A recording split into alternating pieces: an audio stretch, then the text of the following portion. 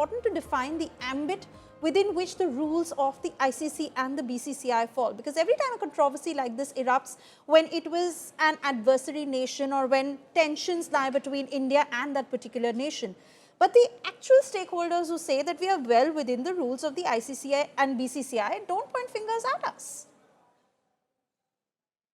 Well, that's right, Suyesh. I mean, there are two parts to this entire story. Let's first take a look at the rules, as you're just, talking about.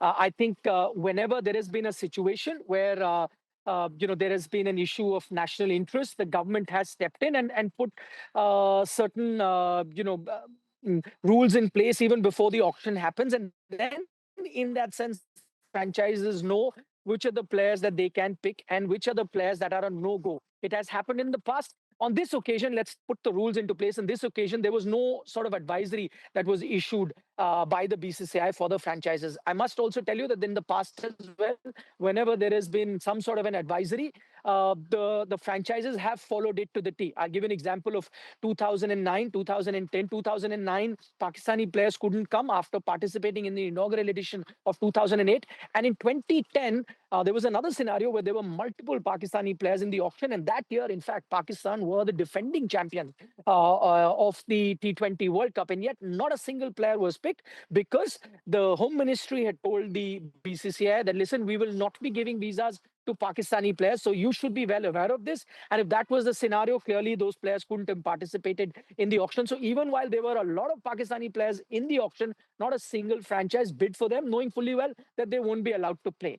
We've also had a scenario in 2013 where the Tamil Nadu government under Chief Minister Jayalalitha made it very clear that Sri Lankan players are not welcome and they will not be playing in Chennai for any CSK game, whether the Sri Lankan player is part of the CSK franchise or any other franchise participating or playing against them, they will not be allowed to be participating. On that occasion as well, the franchises paid heed to it and all Sri Lankan players refrained from playing in Chennai. So, there has been precedent in the past when looking at the political scenario, players have stayed out or franchises have not picked. In this particular scenario, Bangladesh players were allowed in consultation with the BCCI. They were in the auction. So the franchises are well within their rights to be bidding for those players, and that is exactly what a team like KKR has done. Also, people must remember when you're targeting a Shah Rukh Khan, you have to keep few things in mind. One, Shah Rukh Khan does own the team. He does not take part in cricketing decision as to which is the player you need to select, which is the player that you're not supposed to select. That is done by Right. the cricketing, the team that they have. And secondly, Shah Rukh is not the only owner. There are three different owners of KKR. All of them put together make the KKR team.